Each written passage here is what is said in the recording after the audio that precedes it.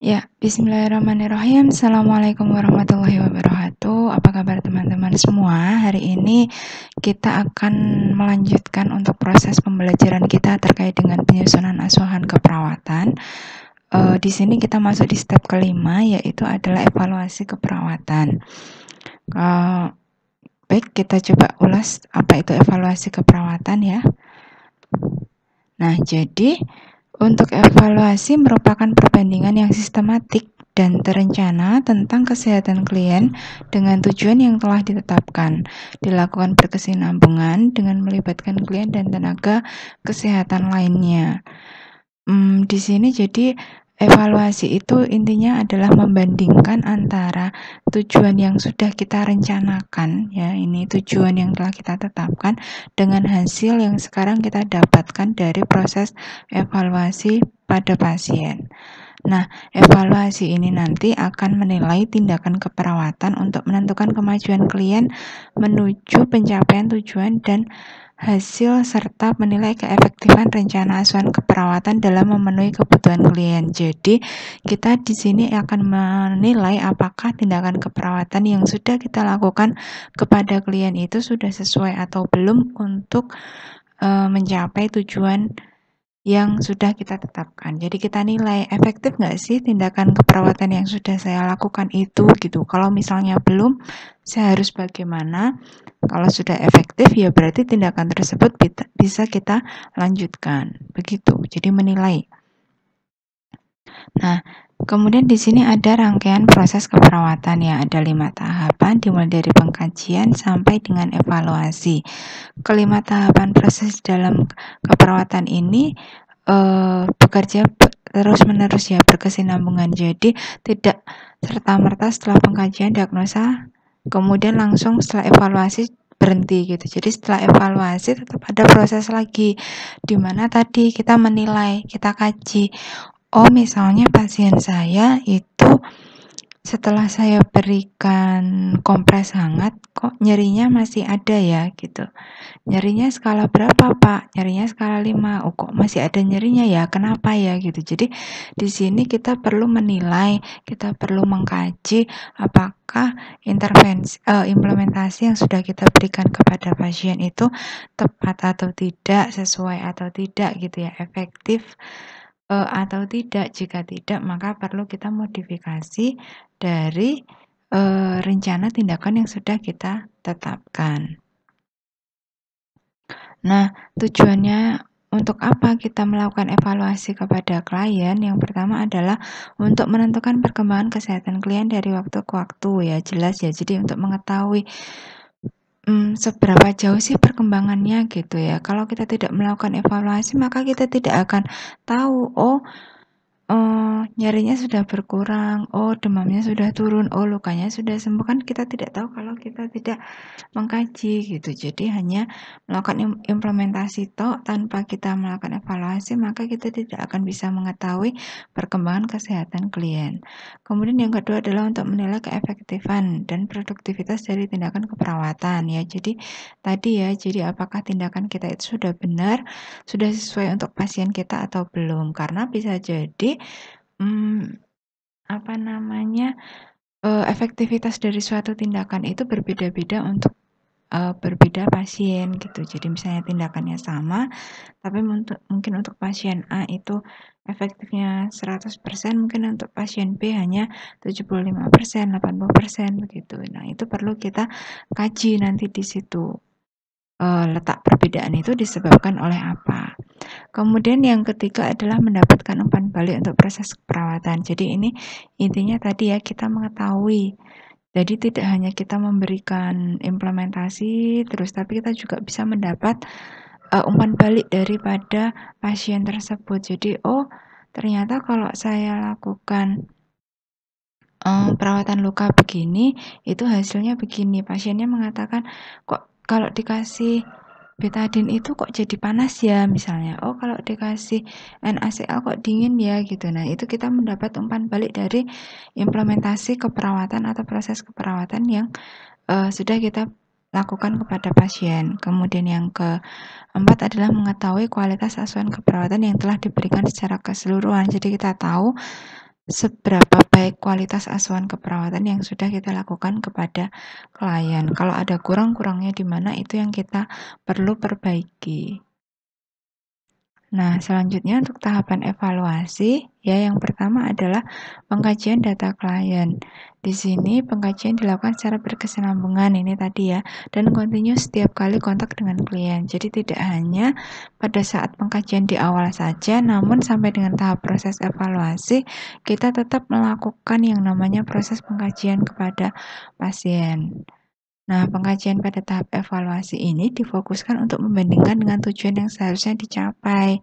Jadi misalnya, kalau sudah 3 hari, target saya lukanya menutup, walaupun masih ada kemerahan, tetapi lukanya sudah tidak mengeluarkan cairan lagi misalnya. Nah, itu perlu kita kaji. Kita tidak akan tahu perkembangannya kalau kita tidak melakukan pengkajian ya. Jadi untuk membandingkan apakah tujuan yang sudah kita tetapkan tadi sesuai nih dengan apa yang terjadi di pasien, yang dicapai oleh pasien. Yang kedua adalah membandingkan data klien. Di sini membandingkan data klien dengan tujuan atau hasil yang telah ditetapkan oleh perawat atau klien. Membandingkan respon aktual klien dengan hasil yang diharapkan. Jadi ya membandingkan dengan tujuan tadi ya. Kemudian perbandingan ini mengarahkan pada kemungkinan kesimpulan. Ada 2 macam kesimpulan yang akan kita dapatkan dari hasil evaluasi, di mana membandingkan respon aktual. Respon aktual itu respon yang terjadi saat kita melakukan evaluasi tersebut dengan hasil yang diharapkan atau hasil yang kita tetapkan di dalam perencanaan keperawatan, di mana ada 2 macam kesimpulan. Yang pertama adalah tujuan tercapai. Dikatakan tujuan tercapai apabila respon klien sama dengan hasil yang diharapkan. Jadi antara tujuan dengan hasilnya itu sesuai, maka bisa dikatakan bahwa tujuan telah tercapai. Kemudian yang kedua adalah tujuan tidak tercapai. Nah, ini apabila respon klien tidak sama atau tidak sesuai dengan hasil yang diharapkan. Jadi misalnya di hari ketiga itu saya mau skala nyerinya jadi 2, ini kok masih 5 gitu. Jadi kan tidak sesuai nih dengan harapan. Nah, itu berarti kita bisa menuliskan bahwa tujuan kita tidak tercapai. Kemudian yang ketiga, tahap yang ketiga adalah menghubungkan tindakan keperawatan dengan hasil. Jadi di sini perawat menentukan apakah tindakan keperawatan memiliki hubungan dengan hasil. Jadi tindakan keperawatan bukan satu-satunya faktor yang menentukan tujuan tercapai atau tidak. Apabila tindakan dinilai tidak efektif, maka perawat perlu melihat prosedur dari tindakan apakah sudah standar, mengidentifikasi faktor pendukung dan penghambat dari keberhasilan terapi. Kemungkinan penyebab spesifik perlu dikaji sehubungan dengan tingkat pengetahuan, kemampuan, dan kemauan klien, serta ketersediaan sumber daya. Contoh sederhananya ketika kita misalnya melakukan perawatan luka kepada pasien ya, kemudian biasanya kita akan mengadviskan kepada pasien untuk banyak mengkonsumsi protein. Nah, yang bagus adalah dari putih telurnya ya misalnya, tapi mungkin orang-orang awam menganggap bahwa kalau makan telur nanti lukanya akan penyek, makan telur nanti lukanya nggak gampang sembuh gitu. Padahal itu adalah anggapan yang keliru gitu. Nah, ketika kita sudah menjalankan implementasi sudah sesuai, perawatan lukanya sudah sesuai, obat-obat yang digunakan juga sudah sesuai, namun tidak didukung dengan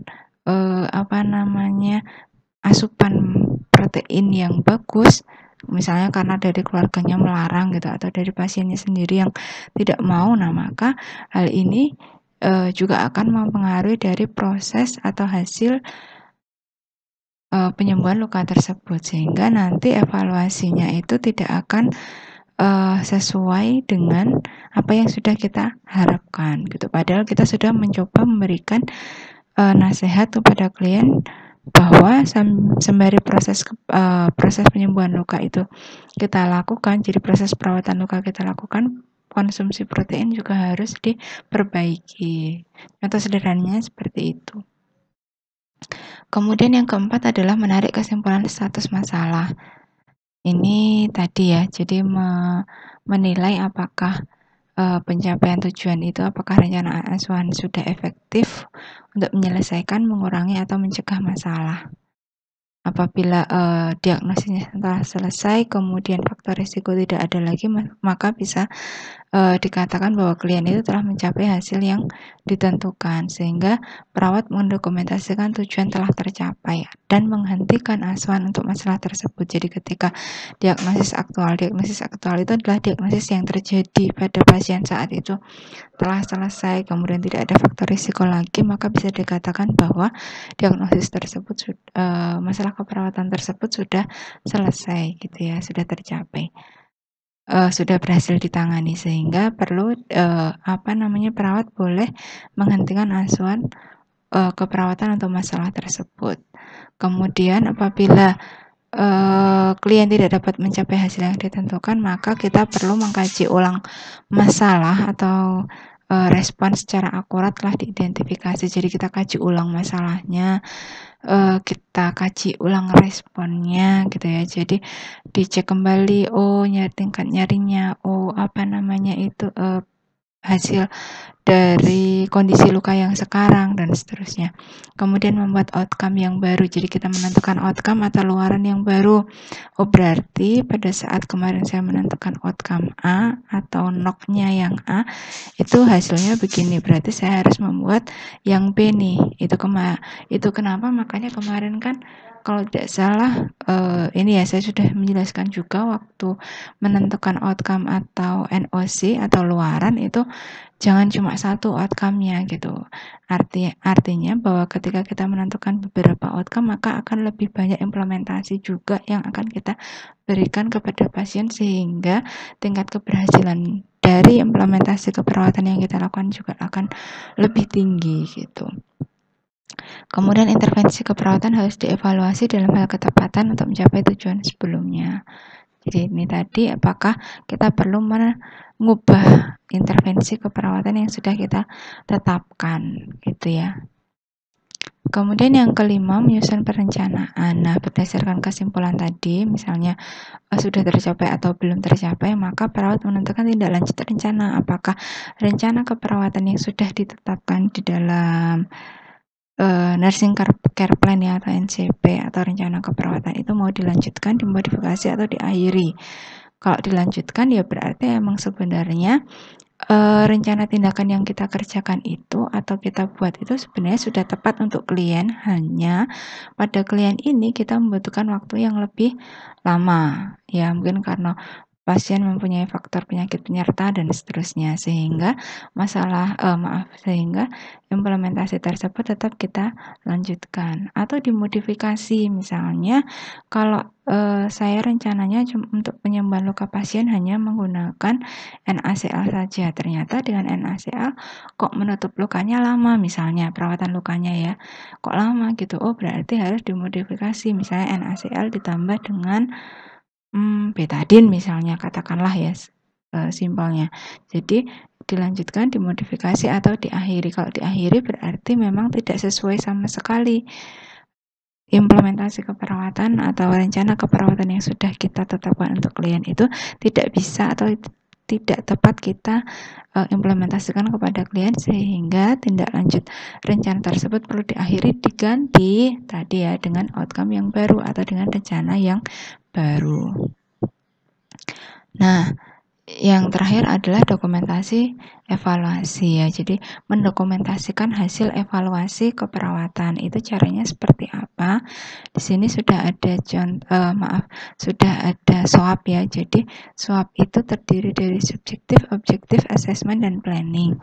Ada juga yang mengatakan SWOT-Y, tapi yang kita gunakan di sini hanya SWOT saja ya.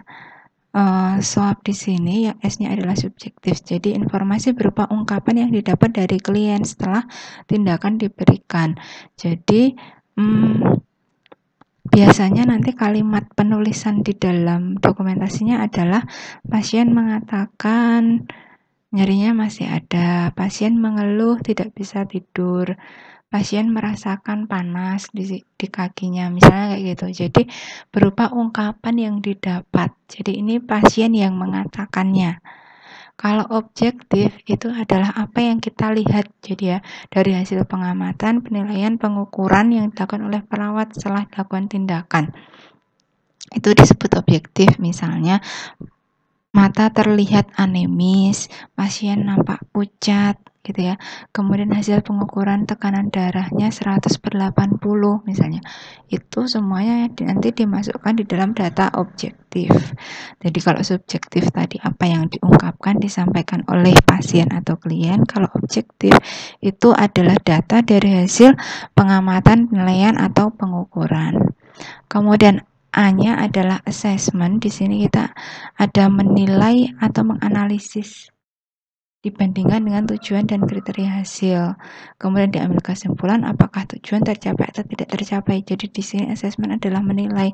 Jadi di sini nanti adalah isinya diagnosa keperawatannya itu tercapai atau belum tercapai. Jadi misalnya nyeri akut sudah teratasi atau nyeri akut belum teratasi, atau misalnya risiko infeksi belum teratasi dan seterusnya. Jadi ini isinya adalah penilaian atau analisis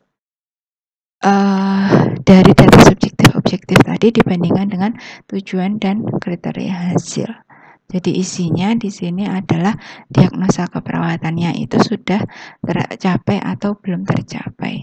Dan yang keempat adalah P, planning, di mana kita menentukan rencana keperawatan lanjutan yang akan dilakukan berdasarkan kesimpulan. Jadi rencana tindak lanjutnya ini mau dilanjutkan, dimodifikasi atau diakhiri. Contohnya seperti ini. Jadi misalnya subjektifnya, pasien masih mengeluh nyeri skala 6. Pasien merasa cemas dengan nyeri yang dialaminya. Kemudian O-nya pasien tampak merintih menahan nyeri, pasien terlihat pucat, tekanan darah sekian, respirasi rate sekian, nadi sekian gitu ya. Kemudian A-nya atau assessment atau penilaiannya, nyeri akut belum teratasi. Planningnya, motivasi pasien melakukan teknik nafas dalam saat nyeri muncul. Jadi kita edukasi pasien untuk melakukan teknik nafas dalam ketika nyerinya muncul. Kemudian yang kedua, kolaborasi lanjutkan ketorolog 3 kali 500 mg. Ini ya, jadi kolaborasi dengan dokter, pemberian analgesik. Kemudian catat respon nyeri setiap 6 jam. Ini perlu kita kaji ya. Jadi kaji ulang nyeri pasien itu setiap 6 jam. Ini adalah contoh penulisan dari evaluasi keperawatan. Ya, jadi intinya bahwa evaluasi di sini adalah kita mengkaji pasien kembali setelah kita melakukan tindakan keperawatan atau mengimplementasikan dari intervensi keperawatan yang sudah kita rencanakan. Hasilnya bagaimana itu kita tulis, kemudian kita nilai apakah masalah tersebut itu sudah teratasi atau belum teratasi ya. Taunya teratasi atau belum teratasi dari mana? Kita bandingkan dengan rencana. Jadi rencana keperawatannya tadi saya mau bagaimana dibandingkan dengan hasilnya yang di sini bagaimana. Apabila rencana dengan hasilnya ini sesuai, maka bisa dikatakan bahwa masalah pada pasien itu sudah teratasi, sehingga planning atau rencana ini bisa kita hentikan. Tetapi kalau tidak ada kesesuaian atau belum semuanya sesuai, masih ada yang tidak sesuai dengan rencana, maka bisa dikatakan bahwa assessment untuk diagnosa keperawatan ini belum teratasi, sehingga planningnya masih tetap harus ada. Entah planningnya ini melanjutkan, dimodifikasi, atau mungkin ada beberapa tindakan yang kita hentikan diganti dengan tindakan yang baru yang lainnya. Ya, semoga dengan penjelasan saya hari ini teman-teman mempunyai gambaran terkait dengan evaluasi keperawatan itu seperti apa. Baik, mungkin itu yang bisa saya sampaikan untuk hari ini. Terima kasih untuk atensi teman-teman semua. Semoga apa yang kita berikan materi hari ini pelajari hari ini bisa bermanfaat. Kalau ada kekurangan saya mohon maaf. Saya akhiri. Wassalamualaikum warahmatullahi wabarakatuh.